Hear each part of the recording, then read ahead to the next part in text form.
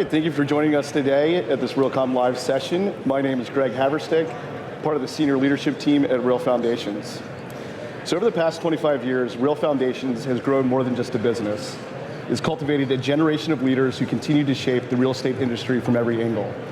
Today we are joined by three distinguished RF alumni to talk about their experience at RealFoundations, how it has shaped how they lead today, and what do they see for the future of real estate.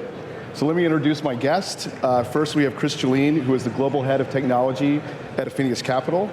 Clint Osteen, the Senior Director of IT at Granite Properties. And Poteet, the CIO at JBG Smith. So this year we're celebrating 25 years in business. How did your experience at RealFoundations shape your perspective on real estate operations and innovation?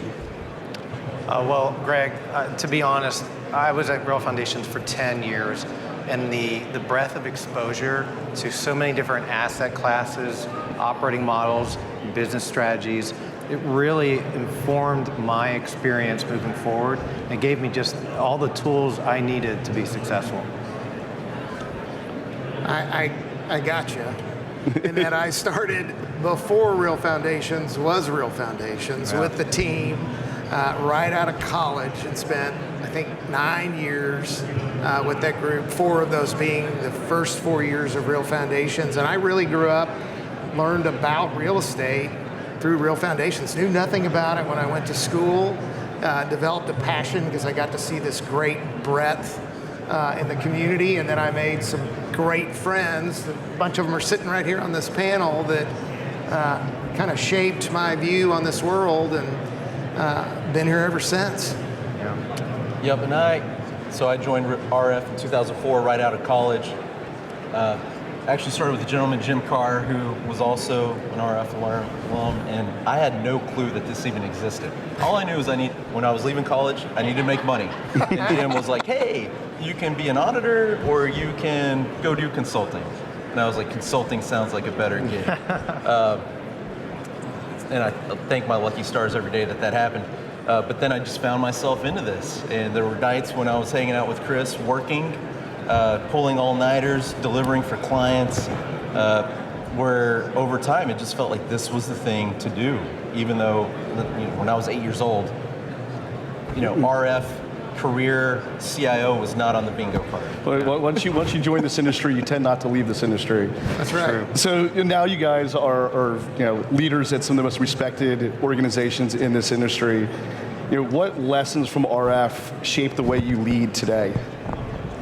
Well, for me personally, I had been a consultant at Ernst & Young before I went to RF, but one thing that RF really gave me the tools for to be successful was, it was like I learned to be a consultant. I learned to engage with senior level executives. And I think that's a really powerful component of what RealFoundations brings to the table. It brings exposure, and it brings real engagement with true decision makers. Yeah. For me, I didn't know any better when I started.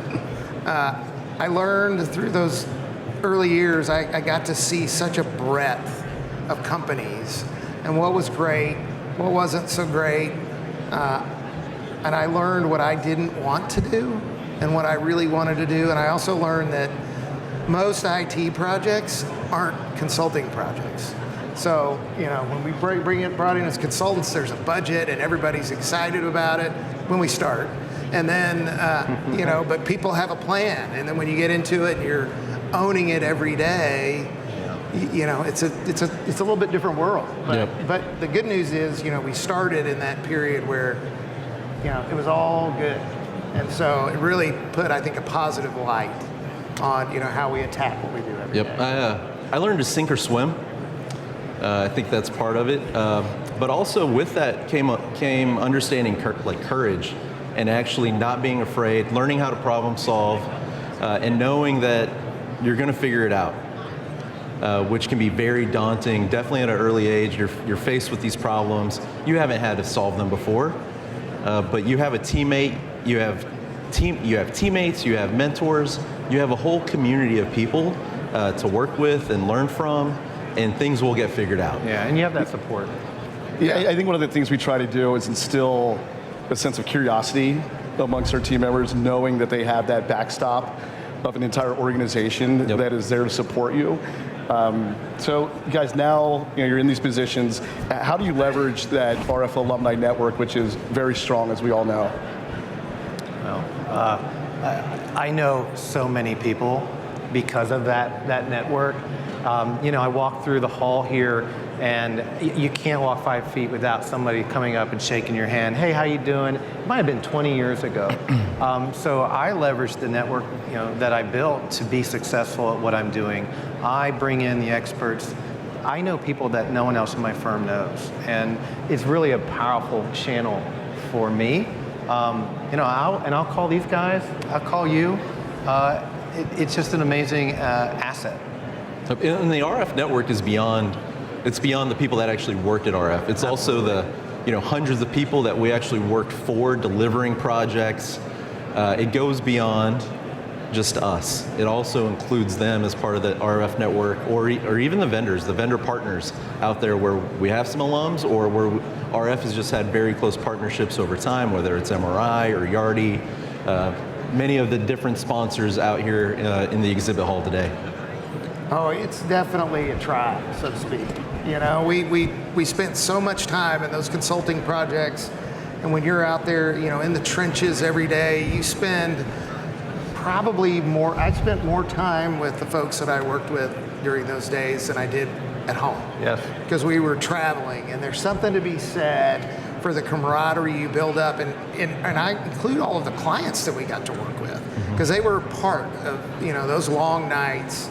And it was, it's an incredible group of folks, and I've got you two guys beat by just a little bit.